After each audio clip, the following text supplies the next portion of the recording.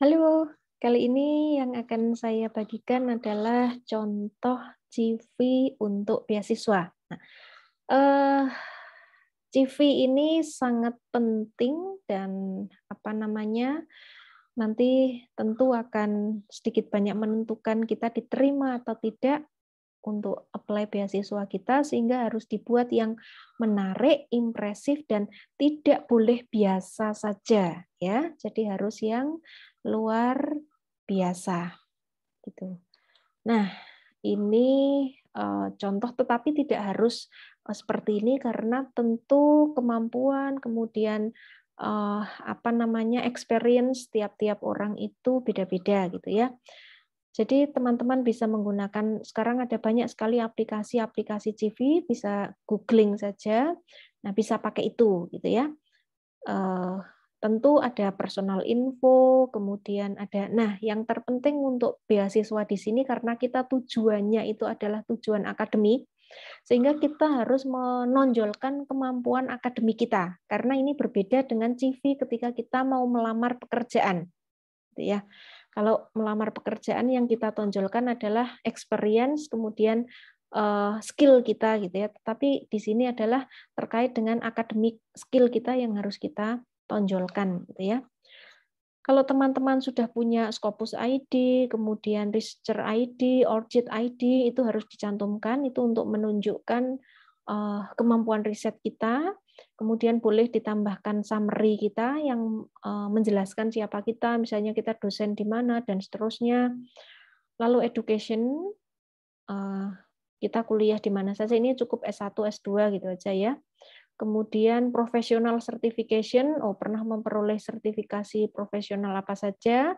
Lalu award, kemudian kalau ada pengalaman sebagai editor dan reviewer, nah itu di jurnal itu bisa disertakan karena itu bisa memberikan nilai tambah. Kemudian kalau teman-teman itu dosen, mengampu mata kuliah apa itu juga perlu disampaikan, tetapi kalau tidak juga, kalau bukan dosen juga tidak usah disampaikan.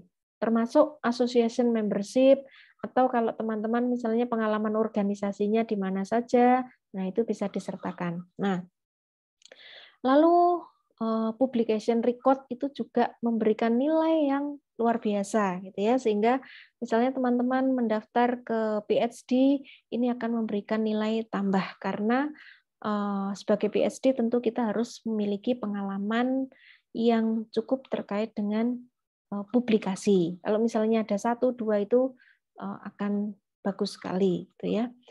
Kalau misalnya belum ada pengalaman publikasi, tetapi sudah ada pengalaman riset, itu juga boleh dituliskan, memperoleh riset, apalagi misalnya memperoleh pendanaan dari kementerian, pendanaan dari mana, dan seterusnya. Atau kalau misalnya teman-teman yang daftar S2, misalnya, jadi asisten peneliti dosennya dulu, gitu ya, misalnya pernah diikutkan, nah itu juga bagus, atau misalnya skripsinya tentang apa juga bisa dituliskan.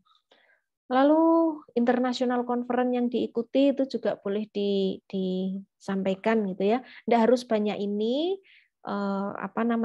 intinya kita akan menyampaikan resume kita atau kita itu seperti apa dalam versi yang mudah dibaca gitu ya. Karena ada beberapa universitas yang kemudian mensyaratkan kita membuat biografi itu dalam bentuk cerita gitu ya. Nah, lalu ini bisa disertakan di paling belakang, di attach paling belakang untuk memudahkan resume kita itu seperti apa gitu.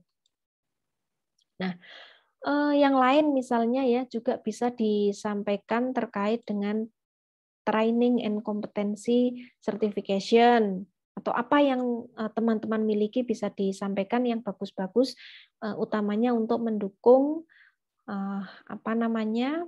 kemampuan atau untuk memberikan bahwa kita itu ini loh, kita untuk memberitahu siapa kita gitu ya. Atau kalau pernah terlibat di pengabdian masyarakat juga bisa dituliskan, lalu experience misalnya kerja di mana dan seterusnya, menjadi supervisor dan seterusnya juga bisa disampaikan di sana gitu ya. Jadi CV itu silahkan jangan ditulis yang biasa, tetapi yang menarik menggunakan aplikasi yang sekarang banyak tersedia di Google secara gratis.